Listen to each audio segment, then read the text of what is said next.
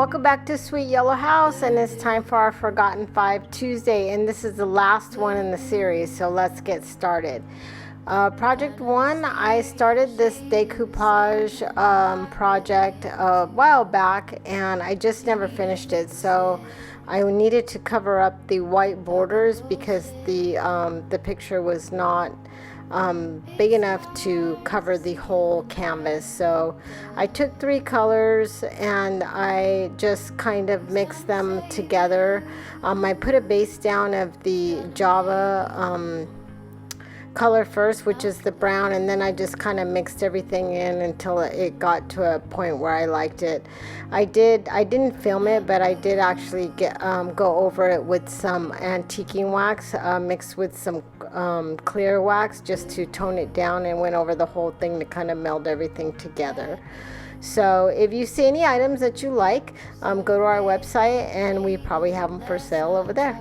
So project 2 is this cute little coat hanger that was painted green some time ago, and so I wanted to kind of jazz it up, so I got out my IUD molds, and I think this is the second one in the trimming series, and I just made a bunch of molds that I thought would look really nice. I wanted it to look really ornate and stuff, so I made a border around it first and then began to fill the inside of it up with the birdsong mold, and then I used the aviary mold, and I believe that I grabbed a lot of odd and end molds that I just had laying around because I wanted to use those up. So after I got everything kind of placed where I wanted, I just then took my Titebond glue and I stuck everything down.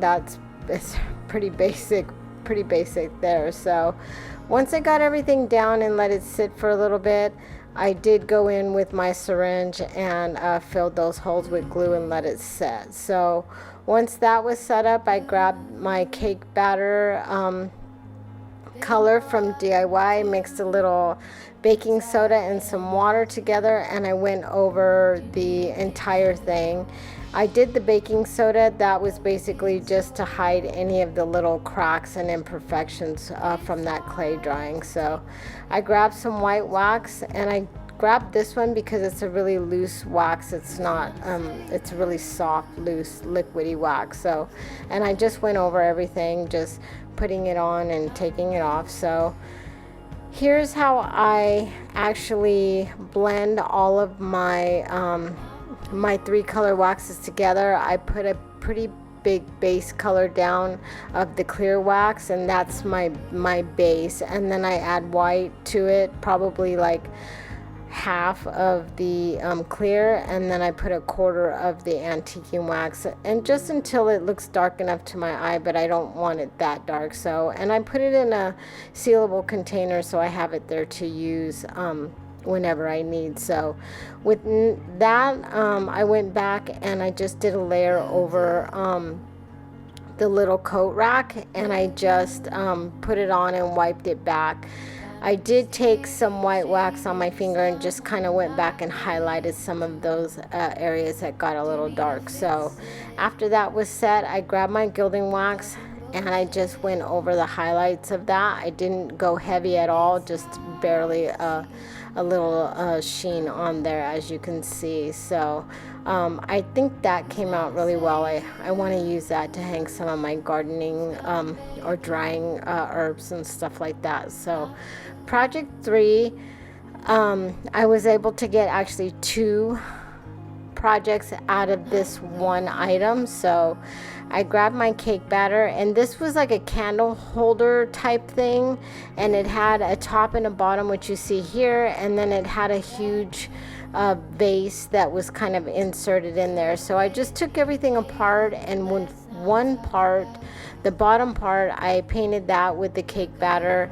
and let that dry, and then I went over it with some white wax, and then after that was kind of in place, I did go over it with some antiquing wax mixed with that. I just poured it in that same cup that the white wax was in, and mixed it in with that because I wasn't being too careful with it. So I just mixed it in there, and then I went over the whole little project here and wiped it back. So once I got that set, I actually put the vase part back inside, filled it with some white rocks from the dollar store and a leftover candle that I had, and there you go. So the second project, I took the top part of it and I didn't do anything. I just did a coat of the cake batter DIY paint. I turned it over, put a little wooden platter over it, and I'm using it as a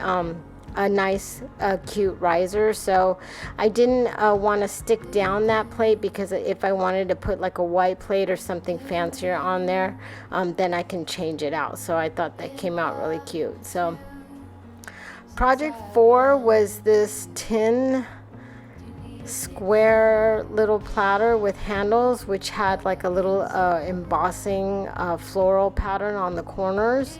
And so I'm just wiping it down. I'm taking my same cake batter paint from DIY, and there is no baking soda in this, and I'm just doing several coats till I get a full coverage with that. In between the coats, I'm just using my heat gun to dry that out. So once it's all set and dry, I take the brocante packet of transfers and I pick one out and I put it in the center, and that's basically all that I did for this one. It was pretty simple, but I thought that the transfer was really pretty against that yellow. So I took some white wax and clear wax that I had mixed together, and I went over the whole thing, just wiping it on and wiping it off. And once I did that, I did wet distress it, and after I wet distressed it, I did some sanding as well with the little sanding block, just to kind of sand out some of that raised embossing on the corners there. So, and the wax did help to kind of bring that out as well, but seal the project. So project 5 was a really big old clock that didn't work anymore. So I had painted it black several years ago and had some other made signs and had some other things, but I wanted to do something kind of fall with that. So I grabbed the fruit harvest, I believe it's called, IOD stamps, and some of the white ink, and I thought I'd just do some kind of stamping on there. When you're doing this, what I did first was actually mark the center of that, because I have a really bad habit of just going in and then I realize that the part that needs to be hanging is on the bottom. So that's why I put the blue tape there. So, but when you're doing this kind of stamping, you actually need to stamp what you want to see first, and then use the masks that come with the stamps and cover those and stamp. So you're very much stamping in layers. You kind of have to think backwards, which is a new thing for me. I've done stamping before, but nothing in this quite extreme layering. So basically you're just stamping and then masking and then stamping and then masking. So this project was a little intense. This is not by any means a fast project, but it definitely does give you some really nice depth, and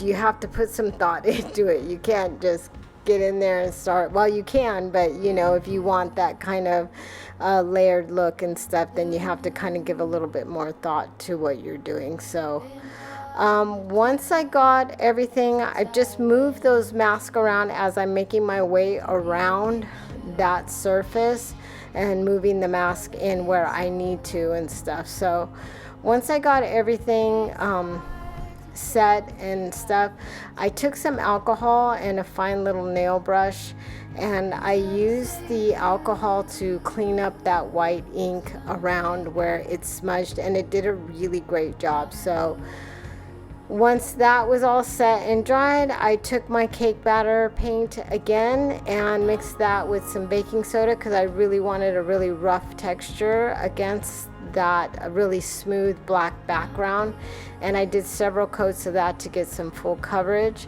I plugged in my glue gun and I made a really cute fall bow and put some florals and not a whole lot, but some florals and stuff there, and decorated it for fall.